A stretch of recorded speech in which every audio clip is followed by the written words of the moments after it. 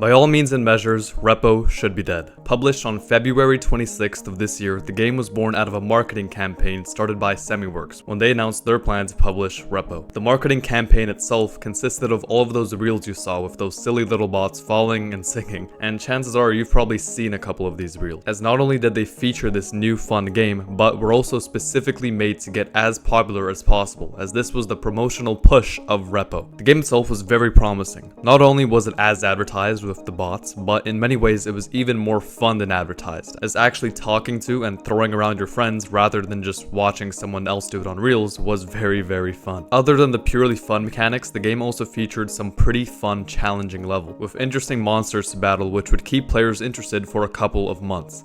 But that was also kind of the issue. The game would only keep players interested for a couple of months. And you'd think, oh, well, they could just add some nice updates. Which, yes, obviously some new updates would be good. But an update they added literally 3 days after launch made the game literally 5 times worse and less enjoyable. That update being temporarily setting all lobbies to friends only. Their reasoning for this was that it would prevent unauthorized access from occurring, which seems like a good thing obviously, but this had a little consequence of public lobbies being impossible to have, and you being literally unable to play the game unless your friends also bought the game. And not only that, but could also play at the same exact time as you. Whether intended or not, this did result in tens of thousands of more sales from people telling their friends to also buy REPO because they literally couldn't play the game without their friends buying it. This sort of resulted in a pyramid scheme where one friend would tell 2 others to start playing who, let's say, don't know each other, and then once that first friend stopped playing, the 2 friends would have to find 2 more, and so on and so forth. Though this was good for short-term revenue, it was by definition short-sighted, as it ended up being awful for long-term revenue. As for example, true story, my poor little brother would buy the game, realize you need a friend to get it, and his friend would buy it, but his friend would never play it, resulting in my brother crying for extended periods of time.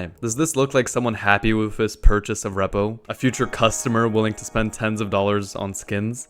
No. Now, unofficially, there were ways to enter public servers in REPO, but first of all, they were usually on something like Discord, meaning that you would say, hey, I want to play REPO, and then after waiting for 15 minutes, someone would finally reply, but by that point, you're probably already watching a YouTube video and have forgotten that you even sent that message. And second of all, and arguably the most important reason, is that most people don't even know these unofficial alternatives even exist, which is perfectly reflected by the fact that REPO's player count has fallen from an average of 200,000 players a day in March to just 40,000 players a day now entering June. That represents 80% of former REPO players no longer playing. Now, of course, it would be easy for me to say that this drop in player count is all purely due to the unavailability of public servers. But obviously, as with nearly anything that ever happens, there's more than just one simple reason. Many people think that the second reason REPO's player count collapsed is because it copied, or at least was heavily inspired by Lethal Company. So perhaps all these people discovered Lethal Company and simply switched over to Lethal Company. But one simple look at Lethal Company's player count and it'll seem like maybe the 160,000 players didn't switch over to it. Another weird thing is that Fortnite is the exact same as REPO, in the sense that just like REPO was inspired and based off of Lethal Company, Fortnite was inspired and based off of PlayerUnknown's Battlegrounds. And as we all know, Fortnite did not see 80% of its player base leaving in the first few months, and in fact it was quite the contrary, as they had many more players playing the game after just a few months of it being out. So can this be fully attributed to the fact that Fortnite had public servers and REPO didn't? Well, for a long time, much of REPO's player base thought that if public servers were finally added, the player count would spike again. On May 1st, this was proven untrue. And the only thing that happened is not that REPO's player count went up, but rather that for just one week, REPO's player count stayed the same rather than continuing on its trend of going downhill, which it did anyway the following week. So if it wasn't the lack of public servers that began REPO's downhill trend,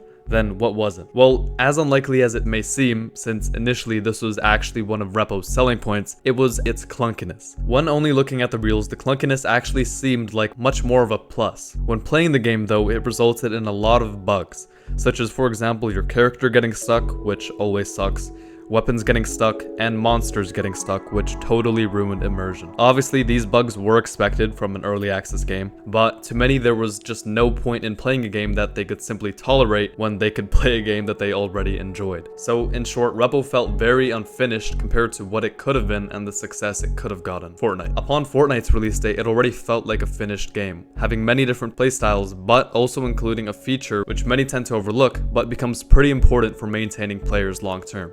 Stores. Fortnite had stores, REPO didn't.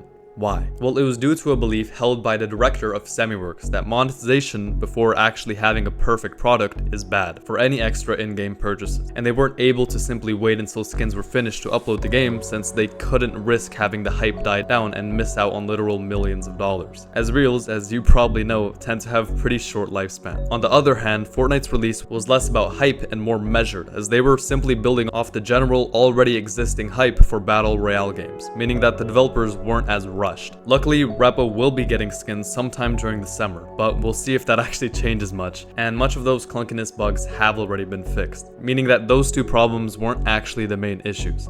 And by process of elimination, main issue left is replayability. Even overlooking initial bugs and lack of skins, you'd probably agree even if a game like Fortnite was launched with these same issues, it probably still would have succeeded. Meaning the problem wasn't in these little minor issues, but rather in the playstyle and genre itself. Upon its release, Fortnite was a massive open world shooter game which you can play against 100 people at once, with many different sections of the map, and it usually taking at least a week to get your first victory royale, by which point you're totally addicted and at many times literally can't stop playing the game. Kind of like scrolling. I mean, how often do you see someone actually quit scrolling? Not say they will, but actually quit scrolling. Fortnite was sort of the same thing at this point. R.E.P.O on the other hand, I mean, it's almost uncomparable. This game, within a day or two, for some people even a few hours, is completable, with no real incentive to actually continue replaying the game. I don't think anyone, with the exception of a few people, have actually had the same enjoyment replaying R.E.P.O as Fortnite. And some will say, oh, well, R.E.P.O isn't about winning, it's about the funny moments you have with friends. Well, games like Fortnite and other games also have these funny moments, meaning that there's basically zero reason to go back to R.E.P.O, which is what most people obviously seem to also think. Yeah, anyway, tell me what video you want me to make on what game. I'll probably make it. I don't have a lot of video ideas. And yeah, see you next time.